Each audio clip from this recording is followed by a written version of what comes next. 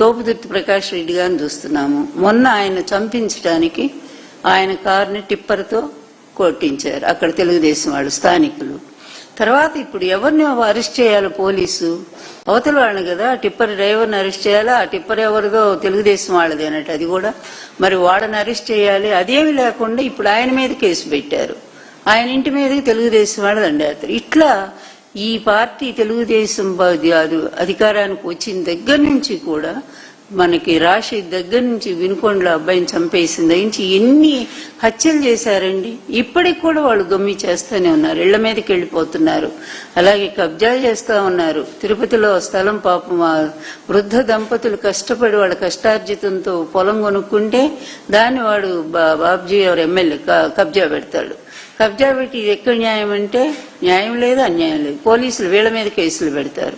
అదేవిధంగా ఆఖరి శ్మశానం కూడా కబ్జాట. ఆ శవాన్ని పాపం శ్మశానానికి తీసుకెళ్తుంటే ఆపేసి తెలుగుదేశం వాళ్ళు మీరు శ్మశానానికి వెళ్ళడానికి వెళ్ళేది ఇది మా స్థలం.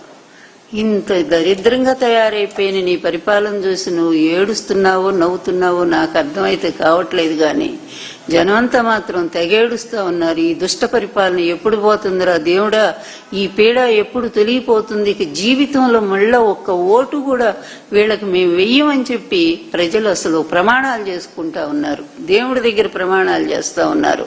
ఈ దరిద్రులు మళ్ళా ఎప్పటికీ కూడా అధికారంలో రాకుండా మేము అడ్డుకుంటామనేటువంటి తీవ్ర స్థాయిలో ఈ రోజు ప్రజా విప్లవం చాలా మౌనంగా అది రేగుతా ఉంది. అందువల్ల ఈ పరిపాలన చూస్తా ఉంటే నాకు ఒకటే పాపయ్య శాస్త్రి గారి పద్యం గుర్తొస్తా ఉంది, జంజాల పాపయ్య శాస్త్రి గారిది. కర్కశ కరాళ కారు మేఘాల నీడలెగురుతున్నవి ప్రజల నెమ్మొగములందు. ఎంత చక్కటి పద్యం చూడు. ఈ పరిపాలనకి బాగా పోలికగా ఉండేటువంటిది ఇది. కర్కశ కరాళ కారు మేఘాల నీడలెగురుతున్నవి ప్రజల నెమ్మొగములందు, క్రౌర్య కౌటిల్య గాఢాంధకార పటలి క్రమ్ముకున్నది దిగ్దిగంతమ్ములెల్ల.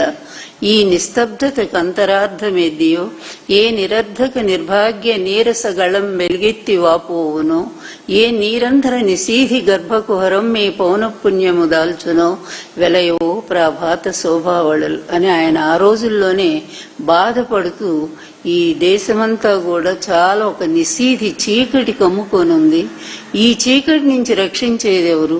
ఎట్లా ఉందంటే కర్కశ కరాళ కారు మేఘాలు అంటే కఠినమైనటువంటి ఈ పోలీస్ వ్యవస్థ దారుణంగా యువకుల్ని తీసుకెళ్లి అరెస్ట్ చేయటమే కాకుండా లాకప్ డెత్తులు చేస్తా ఉంది. ఆ తల్లి రోడ్డు మీదకి వచ్చి ఏడుస్తా ఉంది, నా కొడుకు బూడిదైనా ఇవ్వండి, కనీసం ఆ బూడిద తీసుకెళ్లి మేము కర్మక్రియలు చేసుకుంటామని చెప్పి ఆమె కన్నీటికి అంతం లేదే. ఆమె కన్నీటి బొట్టు ఒక్కటి చాలు మీ వ్యవస్థ నాశనం చేయటానికి. నిజంగా ఇప్పటికే రావాల్సినంత చెడ్డ పేరు వెధవ పేరు మూట కట్టుకున్నారు మీరు, కానీ ఇంకా పనికిమాలినటువంటి స్థితిలోకి ఇంకా దిగజారిపోతున్నారు. ఇదేంటనేది మీకు అర్థమే కావట్లేదు. అసలు ఎలా తిట్టుకుంటున్నారు బయట జనాలు అనేది ఒక క్షణం కూడా ఆలోచించరా? ఎందుకంటే ఆలోచించరు. మీ దరిద్రపు మీడియా ఒకటి ఉంది కదా అక్కడ ఏడ్చి, ఈ డబ్బులకు అమ్ముడు పోయిన ఎదవ మీడియా ఒకటి ఉంది కదా అక్కడ, ఆ పచ్చ మీడియా, అది ఎప్పుడు కూడా మిమ్మల్ని అక్కడే కూర్చోబెడుతుంటది ఇంద్రుడు చంద్రుడు.